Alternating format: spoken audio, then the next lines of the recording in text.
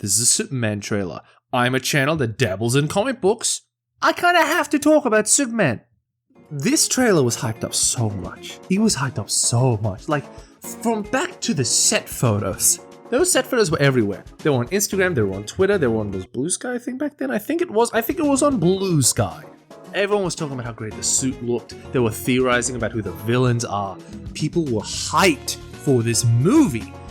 And then they post the poster. It was 2 a.m. I was in bed, ready to go to sleep. I had a podcast playing softly next to me while I was on my phone. Maybe I'll just quickly check Instagram before I go to bed. Bam! First thing I see, James Gunn, Superman poster. It was... I know some people have issues with reusing the Reeves theme, but to me, I knew they would have had to bring it back because to me it's like Godzilla. Godzilla's theme, it used in almost every Godzilla movie because that's his theme. Yeah, I know, originally it wasn't supposed to be his theme, it's just a theme for the movie, it was supposed to be a theme for something else. I don't care. It's Godzilla's theme. It's the theme for the movies. Sometimes it's not always the theme of Godzilla, but it's the theme of the Godzilla film franchise. And Superman, those original movies are not just comic book movies, they're such impactful films. They have left such an impact on film as a whole. And that theme is like Star Wars. It's iconic. And look, I love seeing composers give new takes on themes. I love seeing composers go like, okay, well, we've seen something like this, let's go something different. I really liked Hans Zimmer's Superman theme. I loved his Man of Steel score. I really like the BVS movies. The BVS score. My feelings on BVS are not so positive. I like seeing new takes on things. I love that. But that original theme is well remembered for a reason. It's so impactful. You listen to it constantly and it just feels super. It feels dramatic, but it also feels hopeful, and it quite literally it is a march. And I knew he would have to bring that back because you need that kind of hopeful vision of Superman to be back in people's heads. General audiences were confused when it wasn't in Man of Steel. My parents went to watch Man of Steel. My father is a massive original Superman fan. So is my mother. And when we watched Man of Steel, they walked out going, "Where was the Superman theme?" Because that's the Superman theme. Batman has 1,000 themes, alright? But Superman, really, to a lot of people, has the one. And that's not a bad thing. And I really like how they're bringing it back. The Whedon cut of Justice League used the original Superman theme in such a cheap way. Like, it's just like, oh, here's the theme, guys. It's the theme. You know the theme? You know the theme? Please save us. Please watch this movie. Please don't bomb. It felt fake. It felt so desperate. It didn't feel like an earnest use of the original Superman theme. This does. This doesn't just feel like tacking on the theme. This feels like, okay, how do we pay tribute? That theme, it's like, it reminds me of how Godzilla King of the Monsters used the Godzilla theme. It got it. It really got the importance of that theme, but it also didn't just reuse it. It elevated that theme. It added to it. It respected it. That's the thing. You can change stuff about it, but you need to respect it. And I think this shows the respect for that original theme. That's just the poster. That's just me talking about the poster. Then when you had the teaser for the teaser, which in of itself got millions of views and people freaked the fuck out, like, they could have just posted that and people would have freaked out. But instead we got this. I don't even know where to start. I'm just gonna watch the trailer and like comment over it, okay? This trailer just does everything right. Like, I understand I've seen people say that throughout the whole trailer, you don't see Clark smile. And they're like, oh, well, you know, people give Man of Steel and Snyder's Superman shit for not smiling.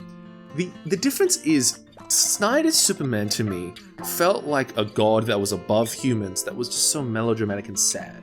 Oh, I've got this weight on my shoulders. Oh my god, it's such a tragedy. My life is so hard. I didn't feel sorry for him. Like, someone pointed out, like, when you see him in Batman vs Superman with the crowd protesting him, it feels like a politician. It feels like there's a fence behind him. He's perfectly protected. All the people protesting are far behind him. He doesn't really care, and he's just walking forward.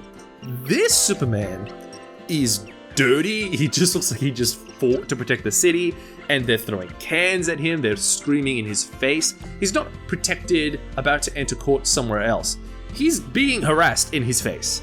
He's vulnerable. This man feels vulnerable, and we see that in the first shot of the trailer. We see a bloodied and beaten Superman on the floor. I think the fact that you see it, and it's this colorful, bright, vibrant blue suit, and we'd already seen the suit before this, but then you cut to Clark, and Clark's perfect. He's perfect. He's bubbling around. He's like, oh, I'm sorry. Like, he's the tallest person there, but he also seems like the clumsiest. And then you cut to Superman. It shows that Superman's a person. You see this bloody person, you go, oh, that's a superhero. And you see his life, and you see his job, and you see his co-workers, and you instantly in your head go, he's human. He's not human. We know he's not human, but he's human. He has a job. He has co-workers. He's eating a bagel or whatever he's eating at the Daily Planet. Like, that's just a guy. That's just another man. He's on the phone. He's walking with a coffee. Also, oh my God. The second we saw Lois in this trailer, that is the most quintessential Lois I've ever seen. My personal favorite version of Lois is Superman and Lois's Lois. I think that's currently my favorite version of Superman as well, at least when it comes to live action. This movie might change that for me, but my God, like the way she just walks into the screen with the with the newspaper under her arm and the coffee cup in her hand, and the way she looks at Clark, it's quintessential Lois. Also showing the farm and showing his father, I really do think, I know Gunn chose to take on this movie after the passing of his father, and I really do think we're going to get Park Kent's death in this. Maybe it's not even Park Kent, maybe it's Mark Kent, I've heard some people say, which apparently is some precedent in the comics that has happened before.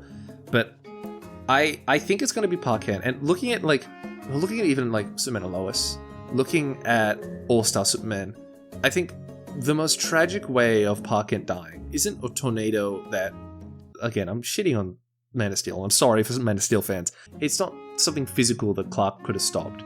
I think this Park Kent is going to have cancer. I think he's going to have some form of illness that Clark can't fix. He can't save his father from that. And I think we're going to get a kind of recreation of, I believe it's an All-Star Superman, of Clark racing around the world because he can hear his father having a heart attack. And he has to get there and he has to save him because he's Superman and he can save anyone. And if that's in the movie, I'll cry. This trailer already makes me cry, but if that's in the movie, I will cry. I really do think the relationship between Clark and his parents are going to be really sweet in this. Although in saying that, it does kind of look, when you pause it, when he's grabbing his father's shoulders, it kind of looks scary. Like, Clark's kind of staring at Park Kent, and it's a little scary. I do wish we saw him smiling a bit more in this trailer, but it also kind of seems like, I think James Gunn said, like, you see Superman at the beginning of this trailer, and it's kind of the state of America right now. It's kind of bloodied and beaten. And I think this is a Clark that I think maybe even needs to teach himself to get that hope back. This might be a superhero that shows other people how to get hope, but he himself might be quite hopeless. He seems to be going through it in this trailer. And the way they show the power for Krypto is just incredible. The galloping forward. I've seen people say this, and it's right. Like, it's not played as a joke. It's not been like, oh, Superman has a dog that has Superman powers? What the fuck? No. This is Superman's dog who's come to save him and bring him home. And it's given this power, this gallop. I'll also say, I think the movie starts here. I think this is the beginning of the movie, personally. I think this is how we're going to be introduced to Clark. This might be the end. This might be the middle. I don't know. But I feel like this might be the beginning of the movie. It's also likely this is actually just the middle of the movie, something to do with the Fortress Assaulted, because we see the Fortress Assaulted in this. And so this is probably midway in. But yeah, I just love how serious and earnestly it's taking a lot of the bizarre elements. Like, James Gunn is great at that. He's great at taking bizarre elements from comic books and showing that even though they're bizarre, they're wonderful. And there's a reason people fell in love with them in the first place. They didn't just fall in love with them because they're weird. They fell in love with them because a lot of these stories had heart. Yes, the original Superman stories are kind of weird and funny and silly, but it was about someone fighting for the oppressed. it had heart to it. It had meaning, and people looked up to these characters for a reason. Not even just children. Yes, they were children comics, but people read them. There's a reason Superman is so popular. The shot that made me cry on the second viewing of this trailer, or fourth or fifth, I can't remember, and has made me emotional every time I see this trailer afterwards, is the shot of Clark saving the child. Because that's Superman. That's superheroes. Like, the first thing we see Superman doing is not just saving someone, it's saving a kid. And I think that's so quintessentially important to who Superman is. And I also think it's almost like we just had 10, 20 years of comic book movies where the superheroes weren't heroes. You had Man of Steel, where you didn't really see Superman stop and help anyone. He was just fighting like a Super Saiyan. And the issue people have is Superman destroying the city, what, you expect him to stop and save people? Yes, he's Superman. That's the idea of Superman. He will fight someone in a city, but do everything he can to minimize as much damage as he can, because he wants to save people. He's a superhero. He's not a cop that fights and takes down people. He's more like a firefighter. He takes down monsters and threats, and his priority isn't punishing people, it's saving them. And to have the history of Marvel movies, when was the last time you watched a Marvel movie where someone was saved? I think Iron Man 3 at the top of my head. Sure, the world is saved, but it's just the world. And maybe characters that are related to the characters we know. It's never civilians. It's not innocents. That's what makes superheroes incredible. They're not just saving people they know. They're not just saving the greater good. They're saving people. They're saving individuals. And the first thing we see in a Superman trailer, the first Superman movie in 10 years that will introduce a new DC cinematic universe, the first thing we actively see this Superman doing is saving a little girl, which perfectly showcases what superheroes should be. And I think is the shot in this trailer, which won over almost everyone who saw it. Maybe people were like, Krypto looks a bit weird, or oh, the tone's a little odd, maybe the color grading's weird, and this scene happened, and you see it slow, and you see Superman race and hug and hold the child, embrace its neck, and protect it. And that is where the majority of people were sold on this movie. I guarantee you on that. Lex looks perfect. Lex looks perfect. Lex looks perfect. He looks so pissy. I am so excited for this interpretation of Lex. I know Gunn is a huge fan of the Smallville interpretation of Lex, which is maybe my favorite next to the DCAU. I really hope we get some of that, the bitterness of Lex, how petty he is, but also how evil that pettiness is. We see also the engineer entering on top of Luthor Corp. I like how it's called Luthor Corp. I think, if correct me in the comments, I'm pretty sure Luthor Corp originated from Smallville. I don't think it originated from the comics beforehand. There could be an element, if this is about legacy, if this is about fatherhood even, I could see Lex's father being introduced as an aspect in this as well. Luthor Corp means it's not Lex Corp, which means it's a family business, which means it could have been run by his father before him, which means you could see elements of that. Clark had a father that loved him. Lex had a father who definitely did not. I think we're going to see elements of that. I wouldn't be shocked if we do. I still don't know what the engineer's role is in this movie. Is she a pawn for Luthor? It's likely she is. Is she a pawn for the government? Is Luthor, working for the government? I don't know. It's a teaser trailer, so we don't know everything yet. So, Lex in this shot, everyone keeps saying he looks like a Bond villain, and he does. He also just kind of looks like James Bond. He's playing Russian roulette. I haven't seen anyone bring that up yet. He's playing Russian roulette. I've seen some people say him looking at the barrel and going, oh, it sounds like someone's trying to talk to him and reason to him, and he's like, oh, that's so pathetic. I don't think that's what it is. I think he's playing Russian roulette with someone. I really do think he's playing Russian roulette with someone. I think he's pulling the barrel and he's watching it spin. I think he's interrogating or intimidating. He's doing something. I feel like that's going to be a very scary scene in the movie. Here where we see Clark punch through the glass. Everyone's talked to this scene to death. It's gorgeous. It's so weird. The things they do with the cameras. But I'm not seeing people talk about what looks like people, these men with shorts and a shirt holding these balls of light. What is that in the reflection? Is that only in Clark's cell? Is that a part of me thinks that's Metamorpho, maybe providing light for everyone? But what I haven't seen people bring up is they're in prison cells and there's a toilet to the right there. That's a toilet. Where are they? My brain instantly jumped to Brainiac. I don't know, the kind of idea of putting people in glass cases. It feels kind of a Brainiac. It could also be the government. Like, it could literally be a government holding all these people in prisoner. It could be, I don't know, Luthor himself. I know James has said that, well, the big bad is Luthor, but is it only Luthor? I think there's more to play here.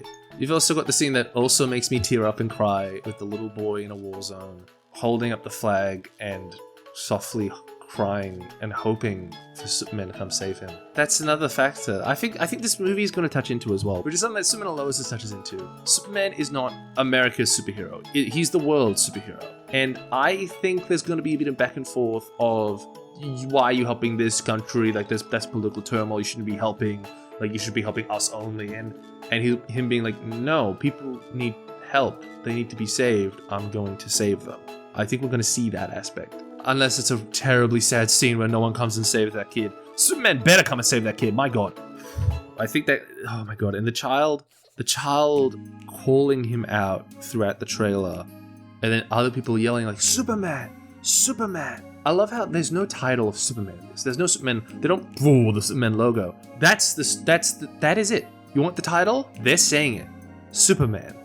Look, what can I say about Guy's haircut that everyone hasn't already said? He looks like a dipshit, which is perfect, because Guy's a dipshit. Stag Industries, again, fascinating. I think Mr. Terrific looks awesome. Hawkgirl looks awesome. Everyone looks awesome. The Stag Industries, is it Stag, I think? Industry suits are a bit odd. I personally believe we're seeing a DCU version of the Terrifics, because these suits are very Terrific adjacent. And I don't think we're getting like main Terrifics, because I think those are too similar to Fantastic Four, and this movie's coming around right next to Fantastic Four, and people might be like, hey, it's supposed to be Fantastic Four. You know how people are. And I can see Gunn being like, oh, I don't want to make that comparison. You've also got the personal aspect of Clark and Lois, which Gunn has talked about. Like, that's going to be great. Clark and Lois is textbook. When you think of a superhero relationship, you think of Clark and Lois. It's the perfect one. It's the only one that lasts. Sorry, MJ. Sorry, Peter. You ain't no Clois. I'm gonna love seeing them on screen. I've heard that they have great chemistry on screen, so I'm very looking forward to that. I'm very curious to see if she knows he's Superman. I think she does know. I don't think he knows she knows. I think he's still keeping that from her. And I think this movie is gonna gradually, she's gonna be like, I know, just stop hiding it from me, please. Like, I know it's you. I think we're gonna see that type of scene. We're seeing the robot from the Fortress of Solitude, whose name I've forgotten. Here's the name. I'm going to flash it on screen. I'm sorry that I forgot it. But I don't necessarily think that's him, because Gunn usually goes for... I feel like every design we've seen here is very accurate to the source. And this one's very... Well, it's almost reminiscent, actually, of the Superman drones in All-Star Superman. I think it's the Superman drones, because it has kind of a blue cape. I haven't seen anyone bring that up yet. I wouldn't be shocked if maybe even Jor-El's AI is in that robot.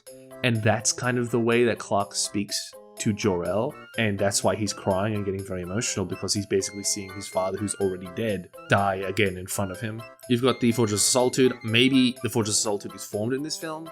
Maybe it's already been there. You see Metamorpho, which looks perfect. I'm so glad it's practical. I was so worried Metamorpho would be purely CG. I had to trust Gunn, because Gunn loves physical effects. And he looks perfect. He looks amazing. I am very interested in this toppled building. I think there's something in this frame we're not seeing, maybe. I'm very curious at what has caused this. My mind kind of thinks Ultraman?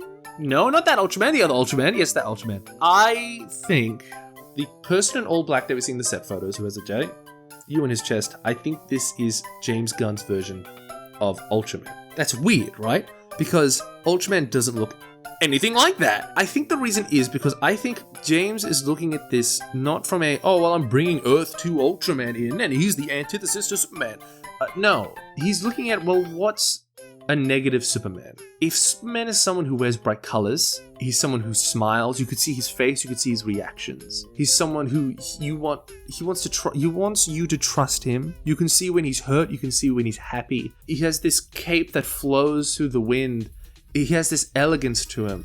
He has this softness to him. He has hands you can touch and you can shake and you can hug. He has this color, this vibrance. The opposite of that is this black, cold, militaristic, unhuman design. which I think is what Ultraman should be. Because I think Earth 2 or Earth 3, whatever it is, everyone loves to go, oh, it's what if Superman was evil? So it's just like the Superman design with some tweaks. Personally, the idea of these heroes, if they were evil, works way better if you just go full blown out. I think we're seeing this world's version of Ultraman, who I don't think is going to be from Earth 3. I think it's going to be a clone of Clark made by the government. That's why he's fully covered, which feels a little bit like the Boys comic. I think maybe this clone will turn into Bizzarro, or be a form of Bizzarro, or possibly even Doomsday, because to be honest, that outfit is very reminiscent of like a black Doomsday costume. Maybe it's a bit of both. Maybe they're going a similar situation to Superman and Lois. And Superman and Lois had that kind of Bizzarro Doomsday element to it. We'll just have to wait and see. I don't think they're going to use Doomsday again after Batman vs. Superman. But Bizzarro is very likely. And it feels very fitting after a decade of what if Superman was evil to have a movie where Superman fights an evil him. And wins. He's going to win. He's Superman. Superman's going to win. I also feel it's so fitting and so beautiful and so lovely that we end the trailer on a hug. Because that's so tender, it's so soft, it's so earnest. You don't end it on a punch and bam, Superman. You don't end it on like him being like, don't you know who I am? I'm Superman. You don't end it on him falling over and being like punched down. It's like, you're nothing. Like, it's ended on him holding Lois's hand, looking out onto the city that needs him, Lois looking at him and hugging him and embracing him. And that's the softness and the care that I think we're going to see in this movie that I think is Superman. And that's something we've been needing after the very cynical Marvel movies we've been getting. I know a lot of people are liking some of the newer Marvel stuff. Deadpool and Wolverine has a lot of its fans. But I don't know. There's something about Marvel movies, to me, that have just fallen off. And I think it's because they all feel like they follow the same formula. There's no saving of people. It's just, world is in danger, it's gonna blow up, we better save it, we saved it, here's some character drama. Like, I don't know, it's a very simplification, it's a high simplification, but we're really gonna see some tender moments in this movie. Maybe I'm talking out of my ass, I don't know. Tell me, let me know. I just wanted to make a quick, everyone's talking about this, I needed to talk about this. Hopefully, I'm getting this out before the end of the new year. Let me know if you want to see more of these kind of reactions and thoughts. Maybe I'll even do these as like live streams. I really should have done a live stream to count down to this trailer, but I was tired, so I didn't. Let me know if you guys want more of these. I might do one on the Sonic movie. I'll watch the Sonic movie. What did I think about it? Maybe you'll have to wait for a video. Or check out my streams. Coming the new year, I'll be streaming every Monday and Wednesday. So, yeah. That's all I got. Okay, have a go on.